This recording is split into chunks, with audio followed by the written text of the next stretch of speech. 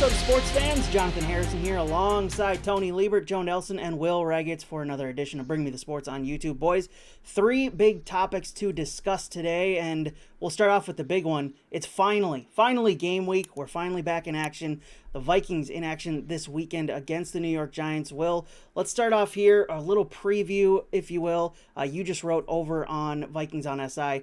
Jordan Addison expects to play against the Giants. What are we expecting to see out of the Vikings' number 2 wide receiver this weekend? Yeah, it'll be interesting because Addison suffered an ankle injury. Tomorrow, Wednesday, will be 3 weeks exactly from the first joint practice in Cleveland where that happened. And we haven't heard exact details, but the timeline and just kind of some of the video we've seen, it seems like maybe a high ankle sprain, which he had before in college. So there was video of him on Monday kind of planting on that left ankle, moving around pretty well.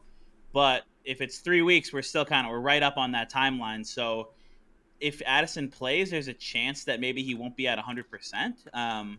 But that'll be interesting too because the Vikings don't have TJ Hawkinson. So if Addison's out there, they're going to really need him to be a big part of their offense. Jalen Naylor, perhaps a little bit banged up as well. We should learn more throughout the rest of this week as the Vikings release their injury reports. But yeah, they could really it would be tough for their offense if Jordan Addison is out there at anything less than 90-95%. They're kind of in a tough spot too, guys, because you want Addison to play, you want Naylor to play. They're your clear number 2 and number 3 wide receivers. But the issue is if they're banged up a little bit and they exacerbate those injuries by playing too soon, you're really kind of screwing the pooch early with the 49ers and the Texans coming to Minneapolis in weeks 2 and 3.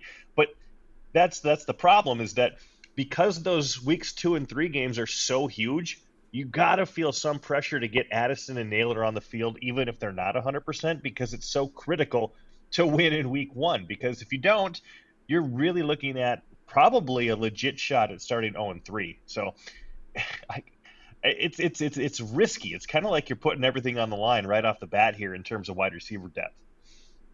Yeah, there's definitely a balance there. You're right that you really want to win week 1 because if you look at the schedule, week 1 is the most winnable game that they have until like week 8 or something. I mean, it's not crazy to think they could start 1-5 or even 0-6 if they can't win in week 1 with the schedule that's coming up afterwards. But at the same time, you still have to look at the big picture of the season and know that you got very little chance to hang with the 49ers and the Texans if you don't have Jordan Addison. If he goes out there on Sunday at MetLife Stadium and re-aggravates the ankle and is out for 2 months, then you're really, really in trouble. So it's a tough balance. I ultimately, the Vikings are always pretty smart about these injuries. They really trust their medical staff with Tyler Williams and those guys.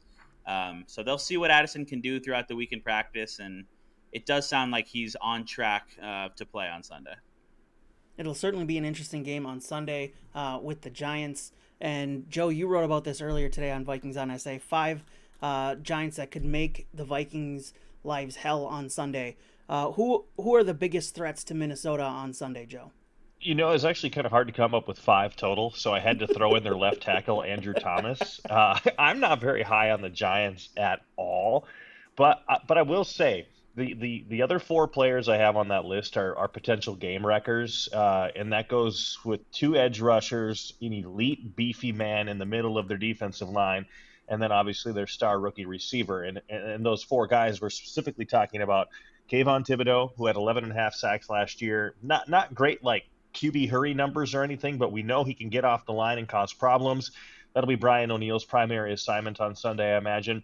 And then on the left side, Christian Darrisaw is going to have to deal with Brian Burns, who's in New York after 5 seasons and 46 sacks with the Carolina Panthers. But the one that scares me the most, it's not Malik Neighbors. I know that the Vikings are going to have to pay attention to him, and I think he's going to be an elite receiver in the league. But with Daniel Jones throwing the ball, I'm not very, very intimidated by anything the Giants do offensively. And they don't have Saquon Barkley. That's Devin Singletary in the backfield, who he's not going to scare anybody either. But Dexter Lawrence has the potential to eat Garrett Bradbury alive again this year.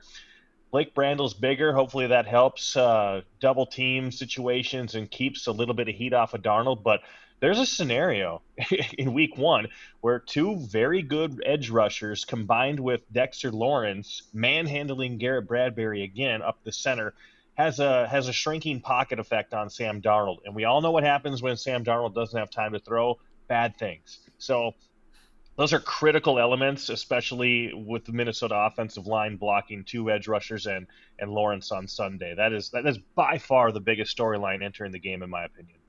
Well, because Yeah, of I'm in agreement on that. That is the thing to watch, just with Sam Darnold's history of what he's able to do when he's protected versus when he's not. And the edge rusher matchups will be really interesting. The Vikings feel like they have one of the best tackle duos in the league.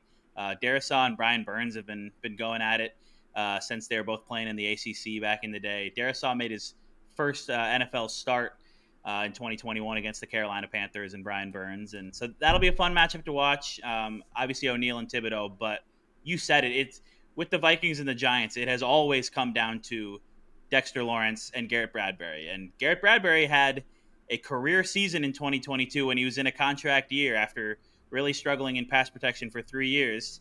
And that was the year, the 2022 season, that got him a second contract with the Vikings and allowed him to stick around. But late in that year, the Vikings played the Giants on Christmas Eve in Week 16, and then they played the Giants in that same building, US Bank Stadium, in the wild card round of the playoffs. And Garrett Bradbury did not play well against Dexter Lawrence in either of those games, and that just kind of brought back remember Garrett Bradbury, he's been good this year, but there's still that issue when he gets up against these really big, just athletic, powerful defensive tackles that can bull rush you.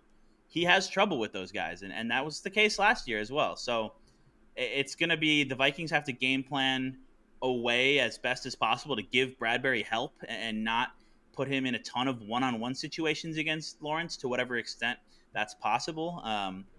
But he is the main guy who can wreck this game for the Vikings, both in the run game and in just trying to get Sam Darnold in a rhythm in his first game in a purple uniform.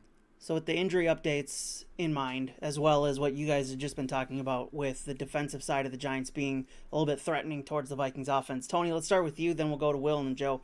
Give me one or two things you're intrigued to see coming up this Sunday in the season opener, Tony. Yeah, excuse me, jeez. I would say Sam Darnold obviously is the big storyline. How does he look? Kind of the whole last week with college football starting, I think we saw how much you can learn in week one, no matter who you're playing, even if it is the Giants. It's all this talk offseason about all the changes. Jordan Addison's injury, TJ Hawkinson out of the lineup. How is the offense going to look? Jalen Naylor as the wide receiver 3. No, KJ Osborne. It's pretty clear that I think we're going to learn a lot about Darnold as a QB1 now with kind of his redshirt year last year against the 49ers. And I think Aaron Jones and how involved he is in this offense, maybe in the passing game specifically, is something that I'm interested in. With those injuries to Addison and Hawkinson, there's a lot of targets to go around after Jefferson. So I think that's a big thing that they could lean on in this game. I think Vikings fans are well aware of the success that Aaron Jones had at times in the passing game with the Packers. So I think that's something that could be a big aspect heading into this game week one. Will? Yeah, I'm obviously really curious to see what Darnold looks like, and does that rapport he showed with Jefferson and Addison carry over from training camp? What does his life look like still without TJ Hawkinson, Aaron Jones, all those things? A lot of those things Tony just touched on. I'm excited about the offense, but I'm also just fired up to watch Brian Flores' defense and see what's different on that side of the ball, because Flores, last year his game plans were just so intriguing, aggressive, really complex. And he's been in the lab all offseason, just still trying to add to that and make this Vikings defense harder and harder to predict and harder to block.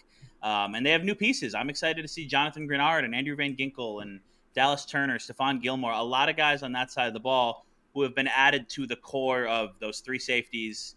Josh Metellus doing everything. Ivan Pace Jr. now in year 2. How is it going to work with both him and Blake Cashman playing a lot in the middle?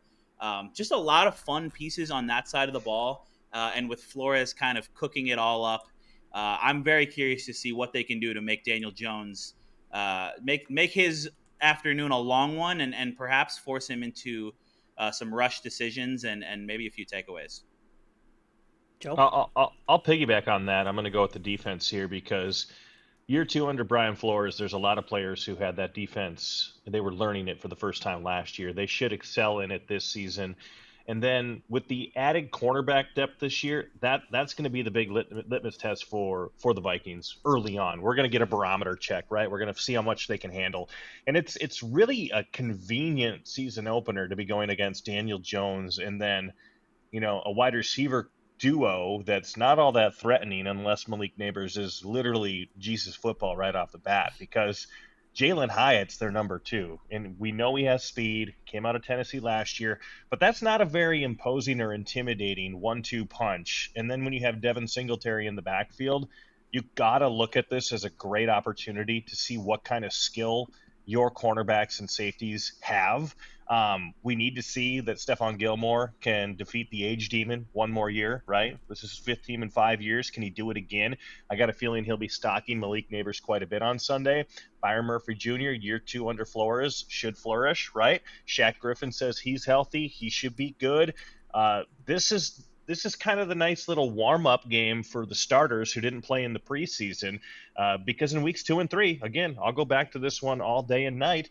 In week 2, you get Deebo Samuel and Christian McCaffrey and Brandon Ayuk on that fresh contract. And then in week 3, you're going against Stephon Diggs, Nico Collins, Tank Dell, Dalton Schultz. This is going to get a lot more challenging really fast. And if you're getting beat by Jalen Hyatt and Malik Neighbors and Daniel Jones in week 1, the vote of confidence will not be there against much more high-profile receiver groups. And this is huge. So I need to see something from them right off the bat in week 1 to have any kind of long-term faith. I think we'll get it, but it'll be determined over a 3-hour period on Sunday. Before we move on to our next topic, I want to get a gauge of how you guys feel about this game early on this week. I'll ask you guys all later in the week as well. I want score predictions, and we'll see how these change throughout the week. Score predictions for the game. Joe, since you're the resident master of these score predictions on your own Twitter feed, I want you to start off here, then we'll go Will and Tony. Okay, 27-0 Vikings. I can see a shutout 27 in week 1 donut, and New York tabloids panicking.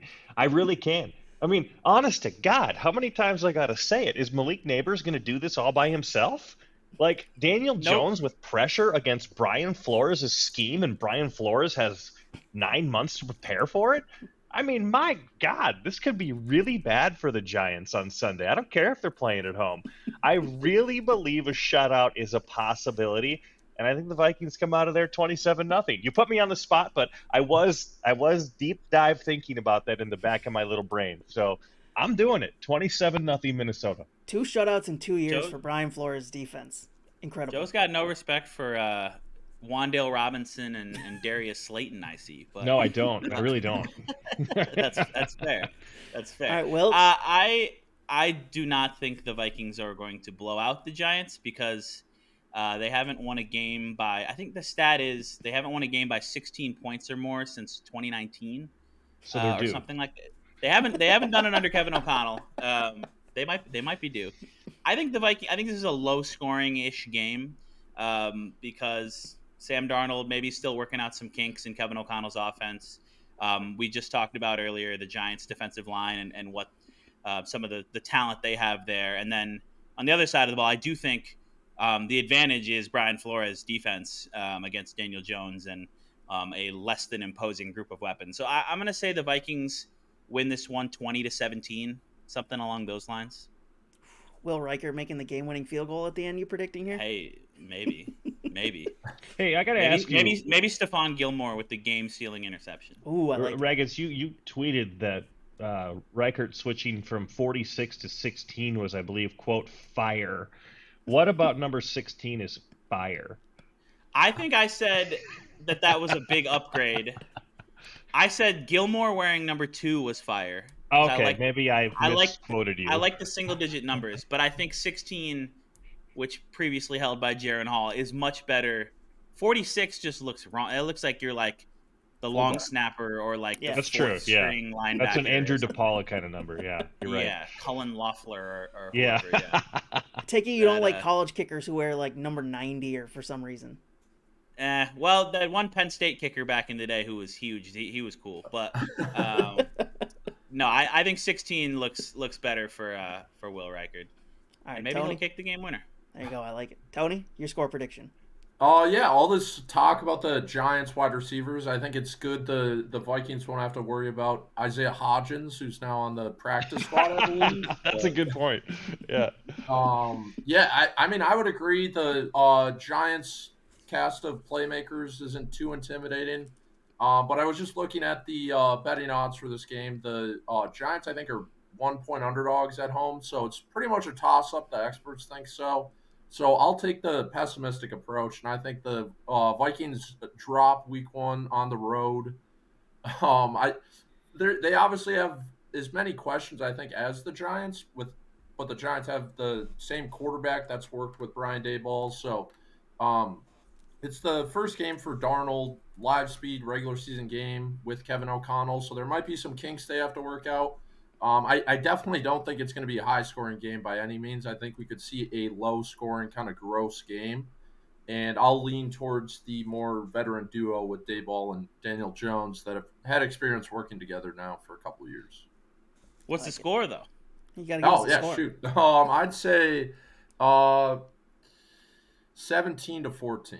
Oh God. Ugh. I'm not even I gonna watch it. I like that Tony took the Giants. It would have been bad juju if we all took the Vikings in what is in fact basically a toss up in Vegas's eyes. Yeah, Vegas. Can all change Vegas later is this week. blind. Yeah, Vegas has Can all one change eye this- on this thing. We got 6, 8 if you count Jonathan, who didn't even give us one yet. You want one? I can give you one. I'm going, I don't know, 23-13 Vikings on this one. Look at Just making that up that score. blowout. Just pulling it out. Blowout. I'm liking it. All Probably right, a so garbage time touchdown late against the backups. Yeah, Why not? for the Giants. another 7-interception game for New York Giants quarterback against the Vikings defense. Why not? Yeah, where's Eli Manning and Harrison Smith? Man, that was a nice little hookup. Loved it. All right, For so next years. topic. Joe, we unfortunately didn't get your flaming hot takes last Friday after the yeah. Gophers debacle. You had some time to think about it. You've had some time to simmer down. So before Yeah. we get to the PJ Fleck quotes, I want your just raw takes on what we saw Thursday night in the Gophers' loss to North Carolina, an offense that I know we were all high on a little bit going into the season, projecting that there would be a little bit more passing, and well, we didn't get that. It looked kind of the same as the last couple of years. So what were your thoughts that you've had a couple days to sit on now? I mean, it's unwatchable. It lacked creativity. It's boring. It's slow. Looked unathletic. You know, everything from the Gophers offense was unappealing. I mean, honest to God, it's like Dodgeball, the movie, poopy flavored lollipop. You know, it's disgusting. Nobody wants that. Then you see 17 out of 18 teams in the Big Ten win. Max Brosmer's supposed to be the savior coming in to Minnesota as the FCS passing leader last year. All these QB gurus saying, yeah, this guy's got some pro caliber stuff. First third down throw sails 500 yards over the guy's head. And it didn't get better until the final 90 seconds of the game. You know, PJ Fleck's talking in his Monday press conference like, yeah, for the first quarter, he was much better. I think Tony had the stat in his write-up on Gophers on SI that he was like 10 out of 14. But my God, he did nothing with those 14 attempts. And there was a lot of run after catch. It was dink and dunk. It was like Ethan Kaliakmanis stopped doing steroids and came to Minnesota. Not that Kaliakmanis ever did steroids. That's not even nice to say. But Brosmer did not look good at all. The receivers didn't get open. I don't believe that North Carolina is a true contender like Fleck says. He's pixie dusting us to death, and I'm not falling for it. You know, it's more of the same. It's hard to watch. It's probably why that wide receiver Terrence Smith, the 4-star kid from West Aurora High School in Illinois, chose the Iowa Hawkeyes because they went for like 280 yards in the air and 3 touchdowns with Cade McNamara, while Brosmer goes for like $150, most of it in garbage time, in one drive. And an ugly fumble. I mean, there's just, if you're a wide receiver and you watch the Gophers play and then you watch Iowa play, what decision is there to make?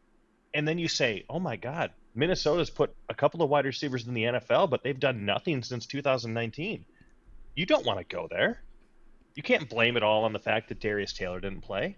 I mean, is Darius Taylor that good? I know he was good for 5.5 games last year, but he's still a relatively unknown commodity as a running back. I mean, you give me the ball 30 times in the Big Ten, I might go for 180 yards. I mean, that seems to be what happens with the Gophers. So there wasn't a whole lot to be excited about. And just, you watch this shotgun read option stuff. It's so hard to watch. It's so slow to develop. And the read option is meant for quarterbacks who can move their feet. And Brosmer's not exactly like Captain Sprint.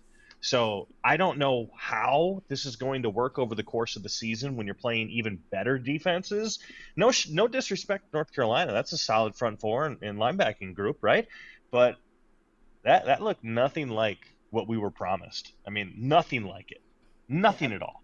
Absolutely. Just imagine being in the year 2024 and Joe's out here saying that a 4-star wide receiver would rather pick Iowa's offense than Minnesota's Seriously. offense. That's as damning of an indictment as I've ever heard. Seriously, they made a change at offensive coordinator where, the kid gets dumped and then, they start throwing the football with a better quarterback and all of a sudden the Iowa Hawkeyes are appealing again, right? I mean, it's tight end but they've had some decent wide receivers come through there, like Amir Smith-Marset, not translating to the pro level really that well, but I was at least putting themselves in the conversation of, past Big Ten division championships and, college football playoff, in that hunt, and there's no reason to think after their week 1 performance that they won't be hunting the 12-team playoff again late this season. We'll see how things shake out, but Iowa played an FCS team. Did they not? I don't care. I think we should make them prove it for more than a week before we start anointing them after beating Illinois All I know State. is that it was an efficient passing attack, and it didn't matter who Iowa's played in the past. They just couldn't move the ball. So, Minnesota could have played an FCS team like they will this weekend. And what are you going to do? What's the excuse this weekend if Brosmer doesn't come out and throw for like 240 yards and 3 touchdowns? Because to me, this is an opportunity to actually showcase that you have a passing game rather than let's just take advantage of our beef up front and run them to death. And that's if I'm making a prediction, I think the Gophers are going to do just that. They're not going to throw the ball. They're going to play it safe because they know they can run the ball down the Rams' throat and just crush them, right? But it's not going to deliver any kind of sanity in terms of a fan base that's starving for proof that they can beat somebody through the air, All we're asking for is some deep connections, some slants that get some yak, anything that remotely looks like a something terrifying for a defense to have to see. So unless we get that, I'm not buying that at all. So I've been really disappointed by that. Yeah, so while Joe is seriously disappointed in the Gophers passing attack, here's what PJ Fleck had to say yesterday at his press conference about the Gophers' inept passing offense and his concern level for it. We called, there were 30 passes, I think, that we actually called. When you look at the actual total play, so technically 50-50. Max had to take off and run with some. It's got to be able to set up well, got to be able to have the right defense. There's times where we do have some people that are running down the field and we just don't hold up in protection, or they got one more guy free than we do to block. So, and those are things you obviously want to do, but it's not every time. You're just, this isn't backyard football. You're just like throw the bomb. We got to be able to hold protection. You got to be able to have it in the right call. You got to, with the right defenses.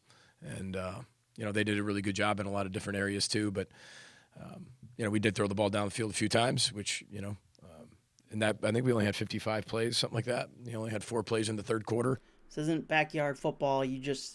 Where you're just like to throw the bomb. Tony, your thoughts on how PJ Fleck assessed his own team's offense a couple days after the fact?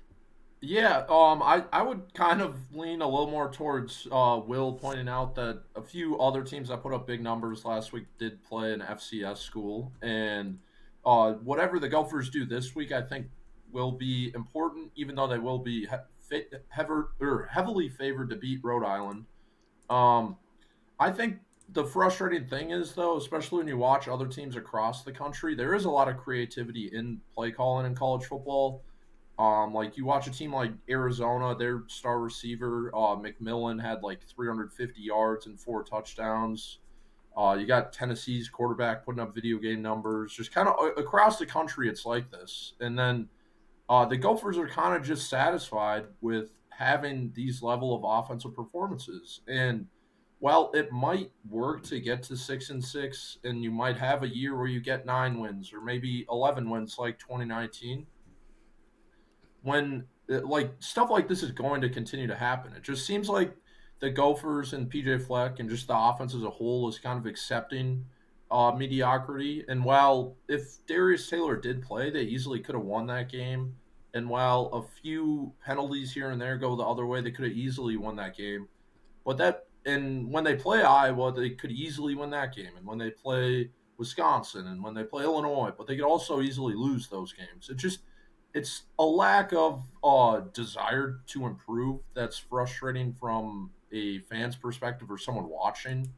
And it seems like there's no urgency. And that's what is odd and disappointing from my point of view. Joe, your thoughts on what PJ had to say? I mean, it's a lot of excuse making, if you ask me, to be blunt. I mean, yeah, they did a nice job, North Carolina, and yeah, like Tony said and Will said, that's FCS opponents that a lot of these other teams are playing. But there's a thing called the eye test, and the Gophers don't even come close to passing it. I mean, it's not this like difficult thing to recognize. It's like looking into the sky. Is it cloudy today? Is it sunny today? Is it partly sunny? Is it partly cloudy? And it's like, okay, well, can the Gophers pass? No. Do they look like they're threatening to pass? No. Did they have the ball for like 3 seconds in the third quarter? Yeah. But are you going to blame your defense because your offense went 3 and out twice? No. So the eye test was not passed. PJ Fleck knows that. He has to know that. And he has to know that this is a chronic systemic issue. It doesn't matter who the offensive coordinator has been. Who was the offensive coordinator in 2019 again? What was his name? It was Kirk Shiraka, and then he went Shiraka. to Penn State after that. He's at Rutgers right now. Yeah, and then he came back here. You want to know what the difference between 2022 Shiraka and 2019 Shiraka was? Well, You had these same style quarterbacks, Tanner Morgan and Ethan Kaliakmanis or whatever, and the difference was that you had Tyler Johnson and Rashad Bateman, 2 NFL receivers who could run a slant and catch. You know, they could get open. They've got one guy that we know that can get open right now, and that's Daniel Jackson. Other than that, we're not seeing a lot from this wide receiver group. I'm not even going to blame the offensive line. You give up 5 sacks, but how many of those sacks were on Brosmer for holding the ball too long? Because guys probably aren't getting open, and he's not going to make the big mistake, right? So, I mean, you've had 2 really good receivers who came together at the same time at the University of Minnesota in Bateman and Johnson, and they exploded into a dynamic offense that scored 34 a game that year. Ever since then, the stylings, everything looks the same. How is it that under one head coach you can have different offensive coordinators, but the style of play never changes? Is it because your head coach is saying, I want you to play this way? I think that's probably what's going on. And the lack of creativity is clearly an issue. It just doesn't pass the eye test, guys. So with Rhode Island coming to town this weekend, doesn't sound like, Joe, you think there's going to be much change for the Gophers. They'll just lean on the run. I think they lean on the run, yeah. Tony, do you expect much change from what you heard from PJ Fleck yesterday? Do you expect anything different from the Gophers coming up Saturday at 11 a.m. at Huntington Bank Stadium against Rhode Island? Yeah, I found it interesting. He was kind of already talking up Rhode Island as this great FCS team that's going to come in and be hungry for a win in his press conference. Well, they might be able to compete in the FCS, and they might be a solid team. This kind of is an opportunity for the Gophers to show improvement and show like that it's not the same as last year. They're not one of the worst offenses in the country. Because this kind of style of offense that the Gophers play with scoring in the mid to low 20s every single game, like against these Big Ten teams, you're going to be able to compete, but you're not going to be able to have that high level of success unless you have like an elite defense. And while this defense might be good, I don't know if it is elite to the level you can get to the 7-8 win range. But as for this week, I think we will see them attempt to pass the ball a little bit more. I guess looking back at a couple of years in the past, they played Western Illinois and they had a lot of success in that game. And I could see something like that happening. But it sounds like Darius Taylor is his status is kind of up in the air. I personally would be a little surprised if he played. So you can try and showcase all these weapons you have. Maybe get Elijah Spencer finally going. Maybe get Christian Driver going. It looked like they trusted him.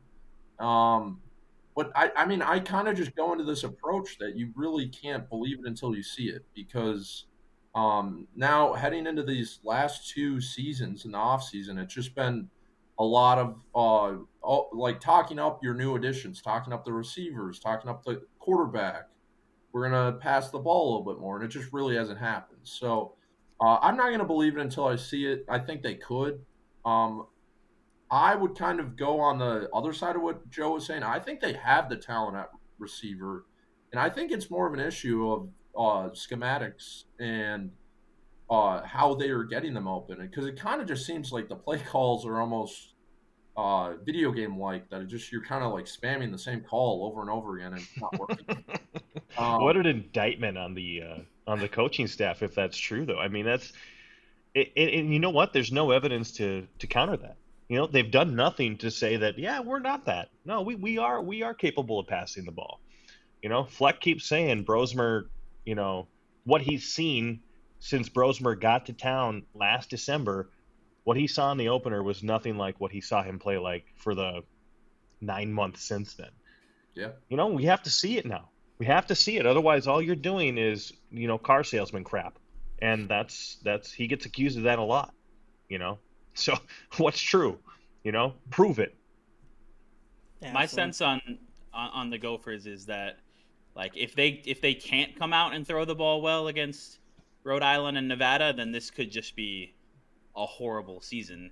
But even if they do, like, that just has to be expected against two teams that you should be able to kind of overwhelm with athleticism and physicality. So I don't know that we're going to learn anything new about Brosmer in the passing game until they play Iowa later this month. And I agree. Yeah. I'm skeptical because I saw, watching that game against North Carolina, it was very, very rarely did he drop back and at the top of his drop decisively know where he was going with the football and deliver the ball. There was a lot of holding on to it and waiting, and you're not able to see on the TV broadcast what he's got downfield. Like, are people open? I don't know, but it was not an encouraging start, and so the optimistic outlook would be that they can start to work out some of the kinks against a couple teams they should be able to beat, and then be ready for that Iowa, Michigan, USC gauntlet. But I'm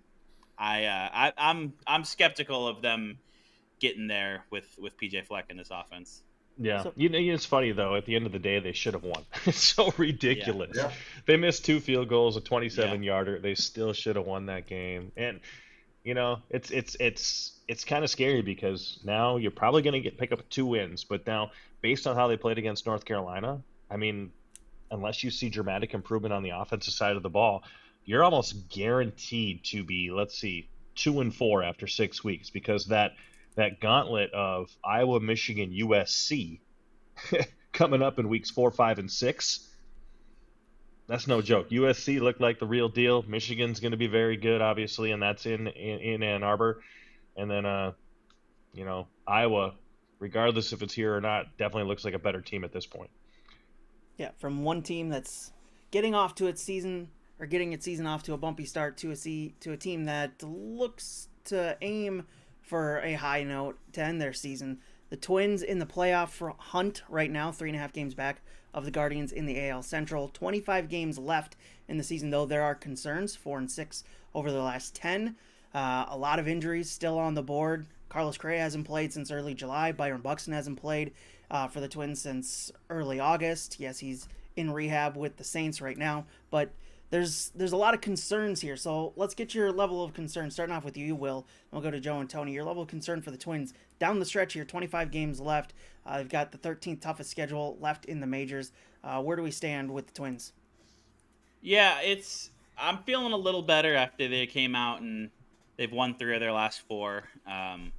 I went to the game on Saturday night against Toronto, where they were down 7-0 before they had 2 outs in the game and they lost 15 rip, and I left in the 6th inning. But they have won 3 of their last 4 outside of that, and I don't know. I struggle to see this Twins team all kind of coming together and all the pieces working in such a way that they have a really high ceiling in the playoffs. And I all along this year I've thought, all right, if they can get Correa and Buxton and Royce in the lineup at the same time, and the bullpen can be doing this, and they've got Pablo and Bailey and Joe Ryan at top of the starting rotation, and now Joe Ryan's hurt.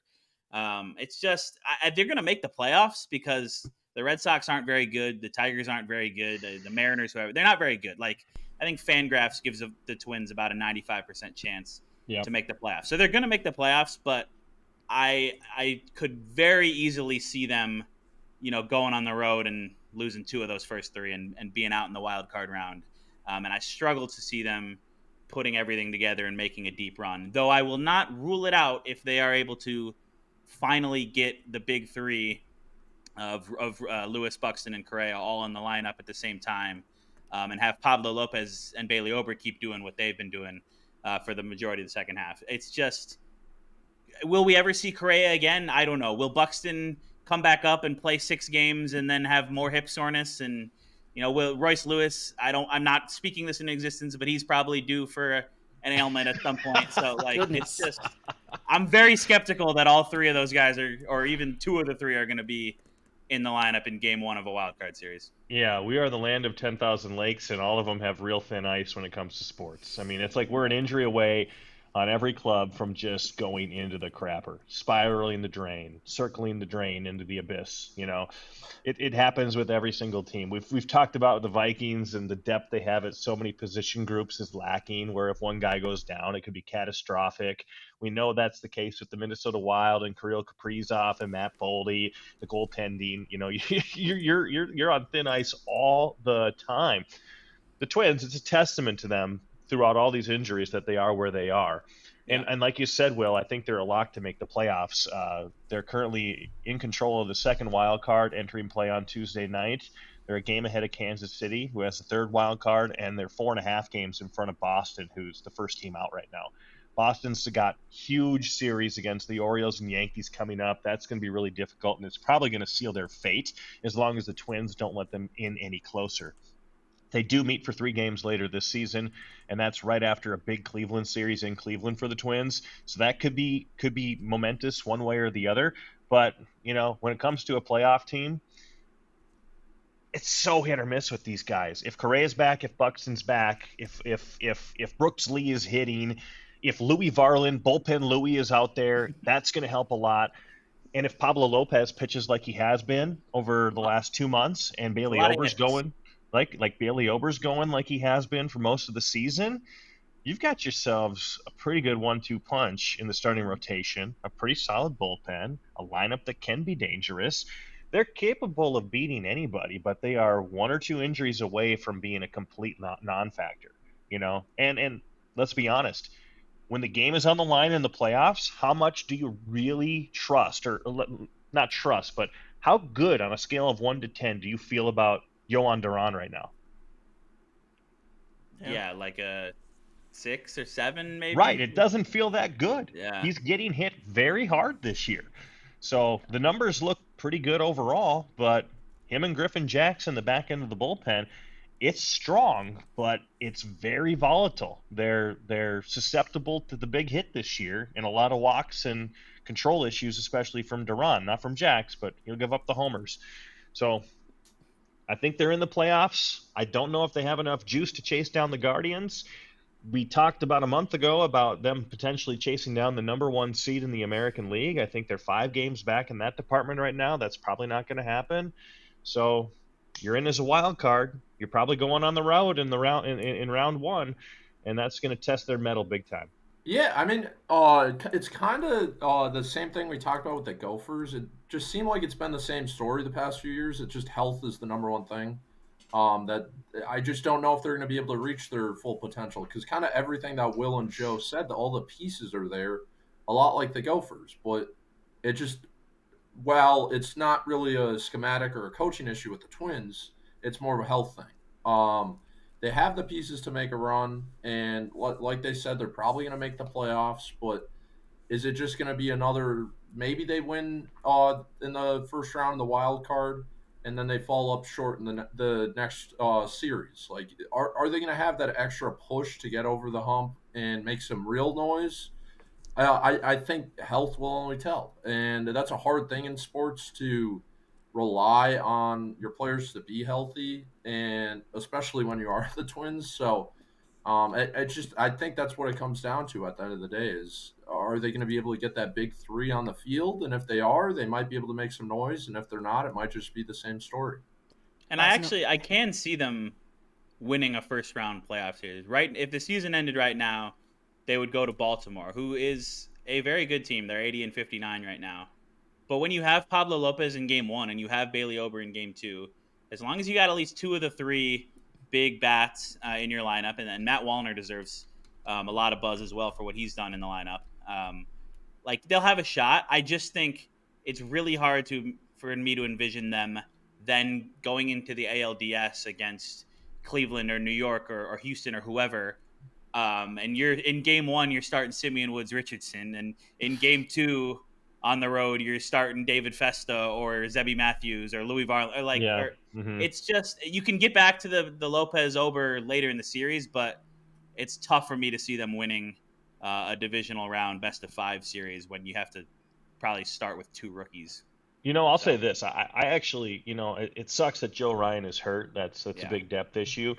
But if I had to choose right now to start a third game of a playoff series, would it be Joe Ryan, healthy, Simeon Woods Richardson, who's had a good season, or David Festa? I'd take David Festa because I think the upside is really there. I mean, he's hard to hit. The dude goes out there and he has been hit hard sometimes.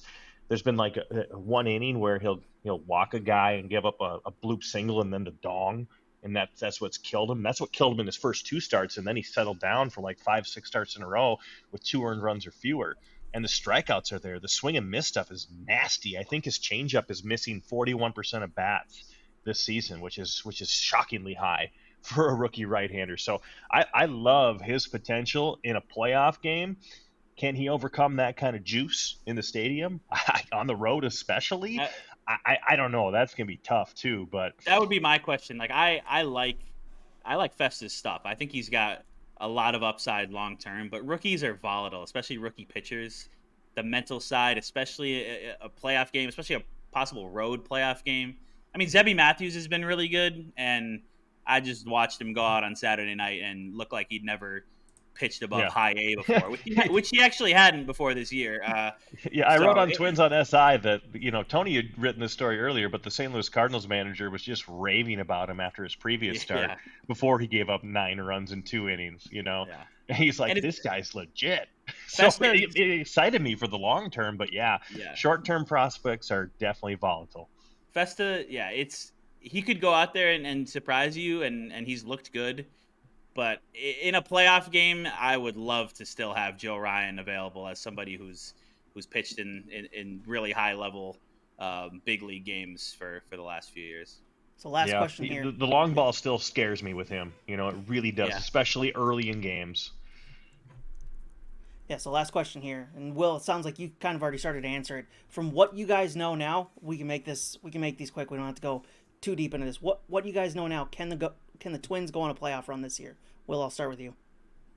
Can they? Sure. Will they? It seems unlikely, just based on the health that they've struggled with all year, the thinning of the pitching depth, the kind of freakiness of guys like Trevor Larnach and Willie Castro atop the lineup. So we'll see. I would love to see it happen, but I'm skeptical. Joe? Okay, so if the playoffs started today, the Yankees and Guardians would get a bye to the divisional round, and that would mean the Houston Astros, who are en route to winning the West, would take on the Twins or Royals, with the other team, Twins or Royals, facing the Orioles in the first round. So right now, it looks like if the Twins don't win the division, they're going to face Baltimore or Houston on the road in the first round. I don't like either one of those matchups. I love But Pablo Lopez in Baltimore's game. only a half game back of the Yankees. Well, yeah, so very that well could be the could Yankees, be, right? yeah, which It would very be well could be. terrifying, So, obviously. yeah, let's clarify. Yankees, Houston, or Baltimore. Do you feel good about the Twins going up against any of those on the road in a best of 3 wild card series? Absolutely not. As much as I like Pablo Lopez in game 1 the way he's going, I like Corbin Burns more. I like Garrett Cole more. Is Verlander healthy? I don't even know if Verlander's healthy right now, but who goes game Houston- 1 for the Astros? Houston Houston's would be lineup scares me. Framber There's Valdez, I think. Yeah, Valdez, he give the Twins some trouble too. I mean, they could go Kikuchi even the way he's striking out guys since they signed him, traded for him from Toronto. So, yeah, I mean, I'd rather face Houston than any of those, but we saw what happened last year, and it's a terrifying matchup one way or the other. That's why it's kind of critical that you chase down the Guardians. You get the first round bye in the postseason because you're right now. You would have a shot to get that first round bye. And then you'd be waiting for somebody to exhaust their top pitchers before they come to your park in a best of 7. So, chase down the Guardians. Yes, I think they can make a run. If you're a wild card team, I think they're dead. Tony?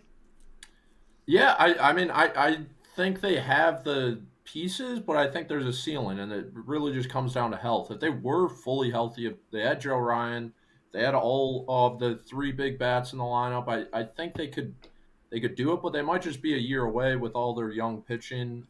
Maybe Zebby Matthews and Festa get a little more experience, and this time next year we have a little more confidence. But I think they're just capped.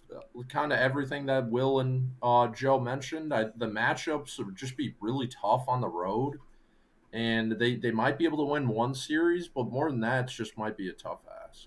Yeah, absolutely. Good stuff from you guys today.